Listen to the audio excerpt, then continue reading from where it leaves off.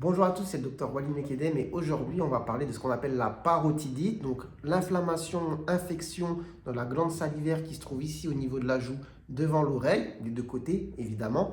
Après il existe d'autres glandes salivaires, mais aujourd'hui je vais m'arrêter sur la parotidite car tout simplement je viens d'en voir une et je me suis dit que ce serait bien de faire un petit topo rapide en vidéo sur le sujet. Donc quelle était la présentation un petit peu de la clinique juste avant, la personne de quoi se plaignait-elle? Elle avait une douleur vive ici au niveau de la joue devant l'oreille depuis hier, avec des sensations de fébrilité, donc il n'y avait pas de fièvre objectivée au thermomètre, mais sensations voilà, un peu frissonnantes, etc.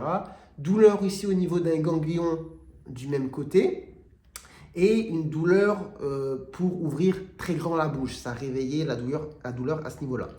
À côté de ça, on regarde dans l'oreille, rien de spécial, la gorge, rien de spécial, pas de problème dentaire, et à côté de ça, pas d'autres soucis de santé. Donc la clinique était plutôt en faveur d'une parotidite. Alors maintenant, pourquoi ces choses-là arrivent? Alors les causes principales sont les suivantes. On a les parotidites dites bactériennes, liées à une infection avec une bactérie. Voilà, mais souvent on a un terrain quand même favorisant le fait d'être très âgé, déshydraté, parfois de soucis de santé, enfin bref, ça c'est une catégorie. Après on a les parotidites virales liées à des infections virales, ça peut être les oreillons, ça peut être la grippe, ça peut être la mononucléose, ça peut être d'autres virus potentiellement qui ont donné une inflammation au niveau de la glande. On a les problèmes lithiasiques, c'est-à-dire mécaniques, le fait d'avoir un petit caillou qui va boucher un tuyau à la sortie de la glande et ensuite créer du coup une infection. Une inflammation du moins.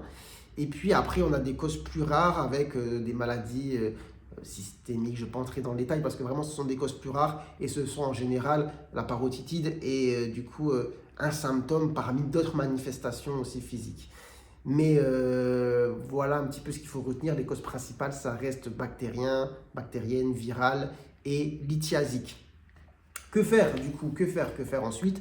Eh bien, il faut bien s'hydrater pour essayer justement de favoriser aussi la salivation, prendre des choses, mâcher des choses qui vont permettre de saliver et de bien drainer du coup la glande, des petits chewing-gums, du jus de citron, des bonbons acidulés en évitant évidemment le sucre.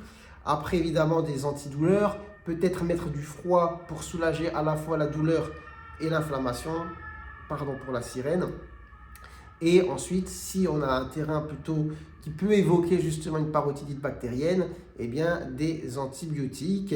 Et à vrai dire, devant la difficulté de faire la différence entre parotidite virale ou bactérienne, personnellement, j'ai mis des antibiotiques tout simplement.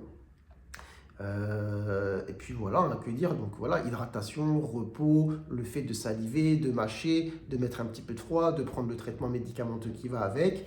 Après, bon, l'idéal est tout de même de faire quand même une échographie, une imagerie, je pense, pour faire justement le point sur la glande, la morphologie, confirmer le diagnostic, éliminer les diagnostics différentiels et surtout voir s'il y a des signes pour une obstruction mécanique, une lithiase au niveau justement de la glande.